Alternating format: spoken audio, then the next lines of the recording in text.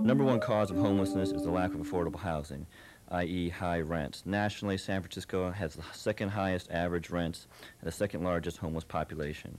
In San Francisco, the rent is too high. Once the country's leading cause of death, TB is again a major public health threat.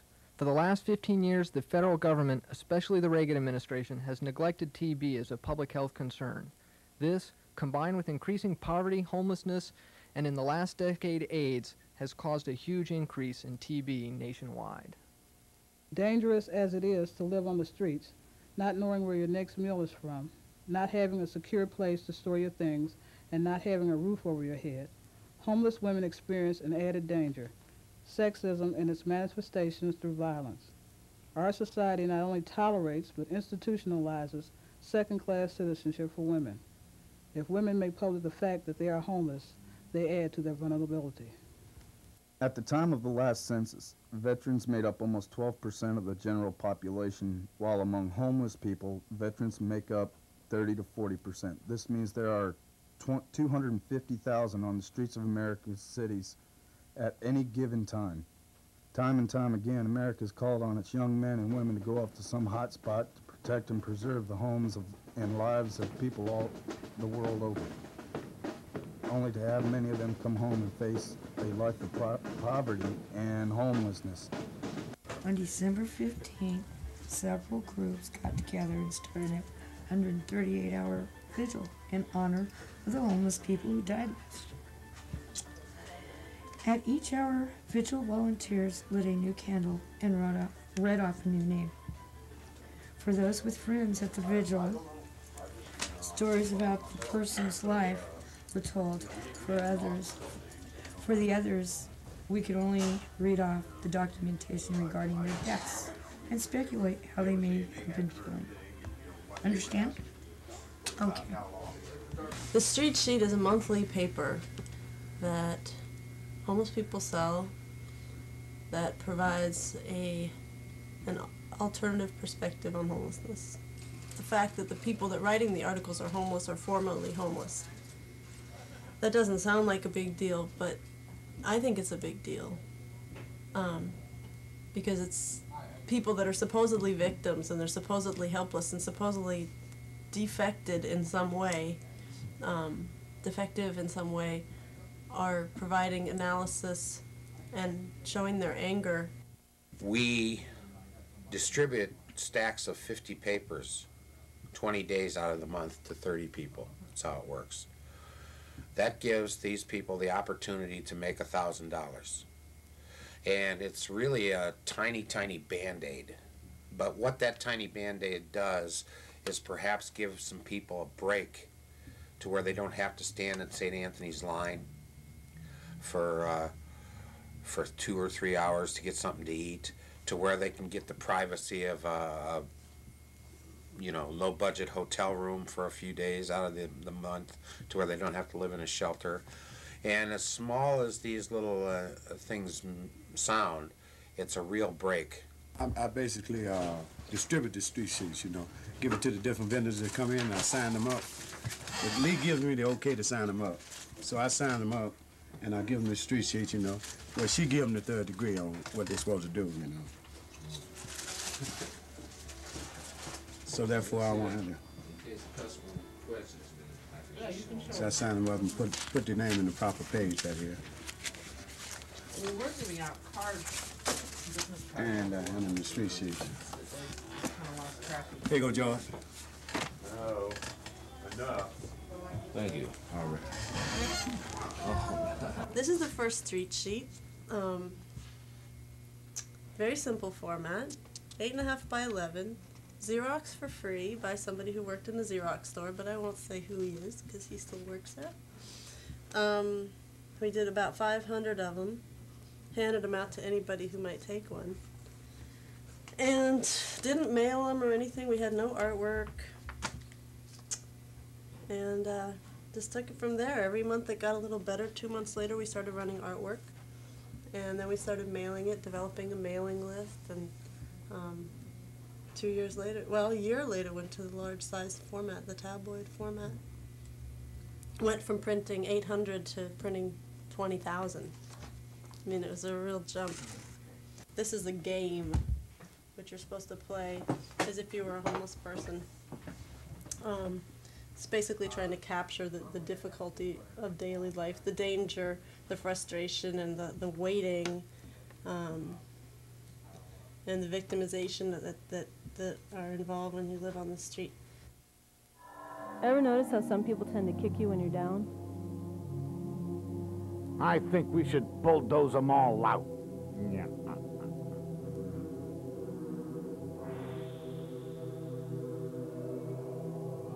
Oh, we should send them to a Siberian labor camp like they do in Ethiopia or somewhere like that.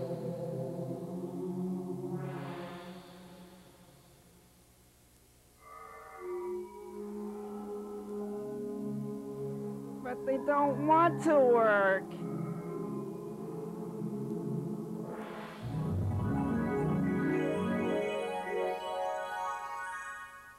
On Inauguration Day, January 20th, Homes Not Jails held another successful public demonstration in San Francisco. Members of the group and their supporters took over a vacant building on Polk Street that was seized by the IRS 3 years ago and has remained empty ever since. The property consists of 2 large apartments and a storefront right on Polk Street. This building could be providing both employment and affordable housing, but is being left to rot by the federal government.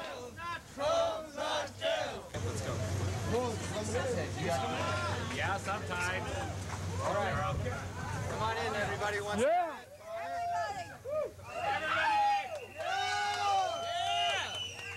Who else wants to go in? Anybody else want in? Come on, let's get it. Get it quick. Get it quick. Housing is a right! We got the gas and stove working. We got plumbing. Ouch. We have windows! We have windows where you don't have to worry about the rain. Homes Not Jail! Homes Not Jail! Homes Not Jail! Homes Not Jail! When I write an article about the squatting movement, I try and say, here's how you can get involved. Here's what the purpose and the political goals are behind it. Here's what it says about homelessness in our society. The mainstream media kind of focuses on, oh, isn't this exciting, or aren't these interesting personalities, or things like that. Even that, though, is an improvement over the kind of media coverage of homelessness that you normally get, which is people standing in lines or some individual success story that really is the exception to the rule. And the squatting movement is about homeless people working together to try and challenge some of the structural problems that are standing in their way.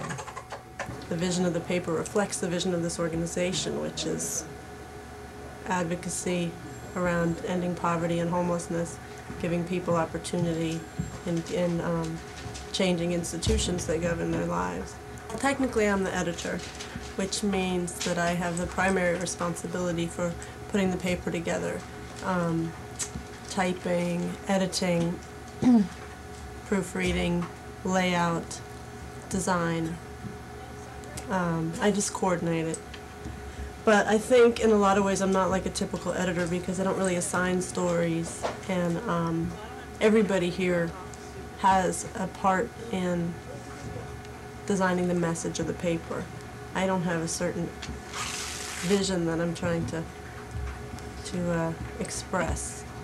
It's more like a collective vision. The paper exists for a number of different reasons, and there are advantages for each of those reasons. Well, first of all, the advantage is that people can sell the paper and make money, and within that, there's other positive results. In other words, people feel like they have something to contribute. People who would be panhandling or selling something instead, it changes the dynamics of their relationship with the people that buy the paper. They read the paper a lot, educate themselves, and become sometimes involved here, end up working here, become involved in advocacy. In terms of the general public and the role that the paper plays with them, we're in a great position to spread the word, and we have been really successful in publicizing issues that don't get any kind of publicity in the mainstream media. Not only to get our certain party line across, but also just to get things mentioned that aren't mentioned ever.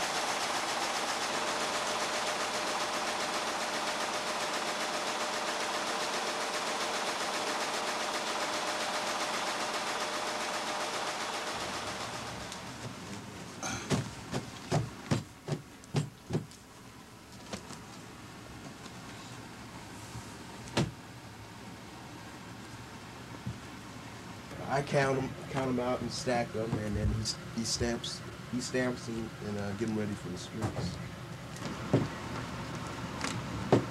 We have 30 vendors to come in and pick up a day, and then for our volunteers to help get the papers ready, we have an additional 4 or 5 stacks for them. So it's about 34 stacks a day. And we try to have them, ready for 9, because our time is between 9 and 11 o'clock. After 11 o'clock, we don't issue any other papers. Try to meet the morning crowd. Seem to be more cheerful in the morning. I was selling the street sheet, and then I came in. I asked Paul Williams, could I volunteer, and he gave me, told me that I could, help out, with the program, the homeless program. And ever since then, I've been coming in, doing my, volunteering, helping the program, and trying to get, help the homeless, do something for the homeless, and that is my goal, just helping, trying to help people. But like I say, I just got it, and I've been with this program about 4 months, and I just want to, do the best I can, for the homeless program, I just volunteer just because, I believe in the program, and I want to see it keep going. I like to show them another sign of homelessness. Even though I'm homeless, I like to show them homeless people do got character, and get out there and talk to the people. Out there, when you meet people, you talk to them, and then you can tell them, where you coming from, and then express yourself. And then you don't get too much rejection. People will listen to you and understand what you're going through. Well, a lot of other places, I find out to be that people buy papers just to give you the money. And a lot of times, I don't like that. I like for people to buy my papers because I'm selling it. And I look at it as a skill to sell a street sheet. Not for somebody just to give me well, here, I don't want the paper. That makes me, I don't feel too good about that. I like for people to buy the paper they really want it. And then if they don't know what the paper it is, I can explain it to them and let them know what it's all about. I was going to lunch yesterday on Market Street at the, the Chinese International Marketplace right there on Market and 6th. And then I come out and I seen a couple people standing in front of the theater, getting tickets. So I just started mingling with them, talking to them, and telling them how I always wanted to go to one of the theaters. And since I've been down in Tenderloin for 6 years, never been inside the Golden Gate Theater, right?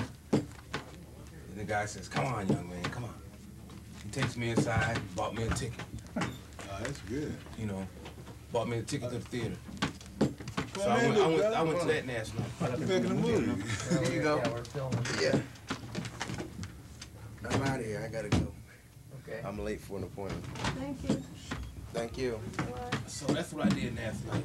I got a chance to enjoy something different.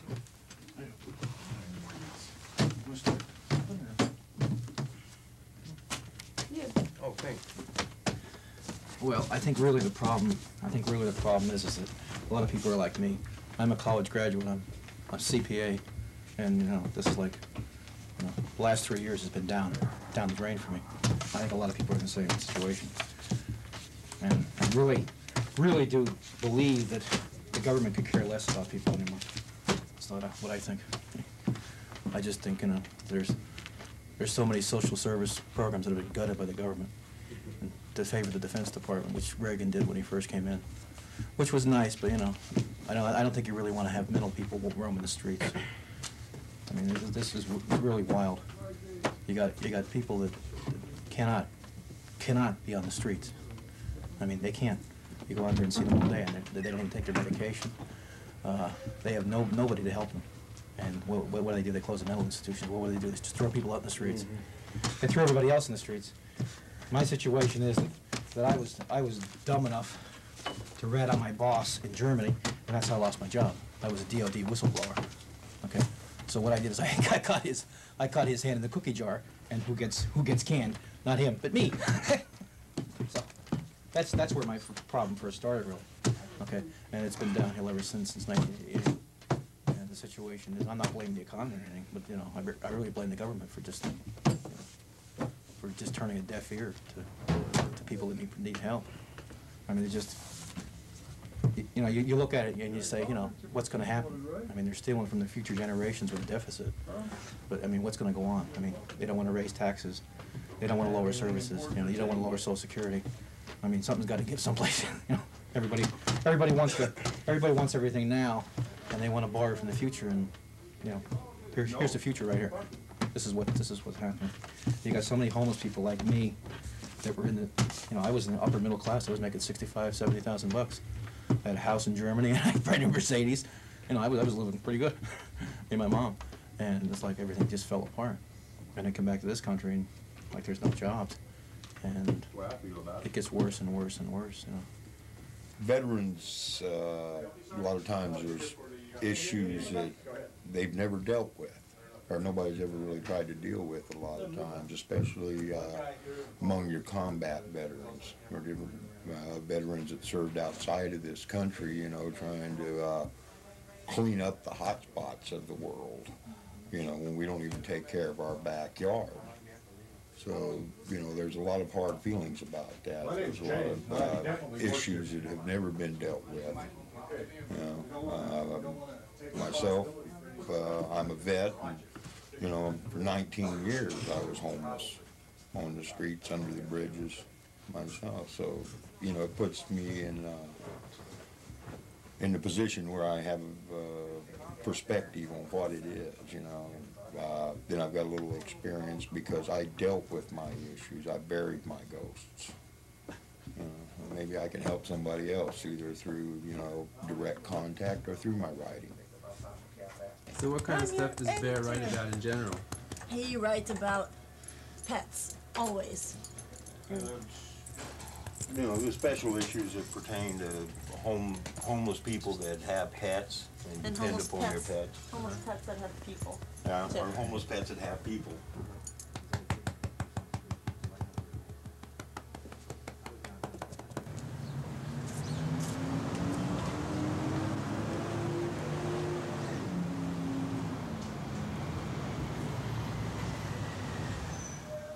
I like selling street sheets. It's important. It's a good field, you know, to work in business and making money, and it's a real good thing to do. I'm selling street sheets. At the moment, I'm homeless, and I don't have my own place to stay. The 20 days that I've been on the street sheet program, the people that buy street sheets have assisted me, and there are a great number of them that care for homeless people, something that surprised me considerably. You can keep your pride and your dignity by not just out here panhandling straight or begging, let's say. And that's what helps so greatly. Well, thank you very much, sir. You're not asking anybody for anything. You're selling a product that's worthy. It passes on information that the news media will not give you, can't get on the radio. It's helped me keep a hotel room every day, so I don't have to worry about where I'm going to sleep and stay. And we've got extra money for food. for the most part, people look forward to the new issues and stuff, and they really respond well. They're happy to see it, and they're happy to see you doing something for yourself. The street sheet paper, the whole concept of it is to give back something to those that want to support, and there's a lot of good articles in the paper that have a lot of information on how the budget is, how San Francisco is getting through the hard times, how they're dealing with the problems of homelessness, the solutions that they're trying to seek out as far as helping the people that are in need. Because if you go up and get at least a smile out of somebody while you're selling them, at least that's a little reward in itself, you know. But a lot of people don't want to smile these days. You know, you have to keep smiling for them. Have a nice day. And that's the way I sell my street sheets, you know. I just, I tell a few jokes, you know, or I say something funny, or I give them a compliment. Well, all in all, the life of a street sheet vendor, if you will, it gets tough, but it has its good days, too. And there's some wonderful people out here, you know. What people need to know, and, you know, to lose this stigma, there's some interesting people out here. If the media would take time and talk to them and not talk at them, you know, and you might learn something. Now they are everywhere, on the street corners, at parking garages, in front of ATM machines. What is going on the streets of San Francisco is not pretty. Sometimes it can be physically frightening. More often, the impact is emotional as people sit with their children or with signs that say homeless and hungry or will work for food. Individually, each may be a human story of missed chances, bad breaks, tragedy. But taken together, they are degrading public life on the real streets of San Francisco. Television, I mean, the camera is a very powerful tool to manipulate. You know, and certainly manipulating people's fears. I mean, people who are afraid to walk outside because they might encounter, as Debbie Saunders says, one of those bums on the street, are going to be very much influenced by this kind of image. This was a very manipulative program, very short on factual analysis, but very heavy on kind of creating a visceral impression to street people and drunks and crazies, which are very visible, and everyone's seen, you know, a drunk on the street. Everyone's seen a crazy person talking to, you know, whomever, exercising demons on the street corner. So those are very powerful, retained images. But contrary to what Greg Lyons says, they don't represent the majority of poor people. They certainly don't represent the majority of homeless people. And it doesn't adequately reflect the conditions and the circumstances that we as a society have all bought into that perpetuates these kinds of situations. I mean, that's the part of it that people don't want to deal with. And because it's been so difficult, I think, for people to accept the fact that our economic system, for one, needs a dramatic overhaul, you know, a drastic change, because people don't accept that. It's much easier then, it's much more palatable to then direct our attention toward the people we're trying to fix. If we can't fix our system, then the problem must be with the people. And that's, you know, that's a very juvenile, very adolescent, childish viewpoint, I think, of dealing with difficult problems. It's an admittedly difficult and, in some respects, possibly intractable problem as long as we maintain our current economic system. I was taught in high school economics that 100% employment is not a good thing. It's not only not a good thing, it's not a practical goal. And so if you buy into those two outrageous assumptions that you must buy into, I think, in order to be a part of this society, then it stands to reason that, you know, a question must form in your mind. What happens to those people, that 5%, you know, of people who are out there who are unemployed, not by choice, but by necessity for the system to work? 95% employment is considered full employment. The problem with a labor force of 130 million people, 5% is 6.5 million people. Now, those people don't cease to exist. They don't die. They don't fall off the face of the earth. They're out there. I'm saying society as a whole has a collective responsibility for that situation because society as a whole benefits from it. The perspective of media in regards to most issues, I think, and if you look at the main section of any newspaper and the way that it's edited and the way that the stories are written, and then you look at the business section of any major daily, you'll see a marked difference in the assumption of the intelligence of the reader, the fact that a reader might follow a story from one day to the next. The main section, the news section of a paper, does not make that assumption at all. It makes the assumption that you're an idiot. And they write each article as if they're writing it for idiots. And we could show you articles on homelessness or on poverty in general that go back 7 years that we've been collecting them. And the only thing that changes is the name of the mayor. A van program, when there's already 6 of them out there, you add one more van, you hold a press conference, and it becomes a new, innovative approach. And that goes through the whole spectrum. The street sheet is an evolutionary process. It wasn't so much like, well, the media isn't doing it, so we will do it. It was more that we wanted our own vehicle to just talk about that particular issue, and then found through this process of vendors selling it on the street that we weren't the only ones that wanted to know a little bit more than what you were reading in the dailies.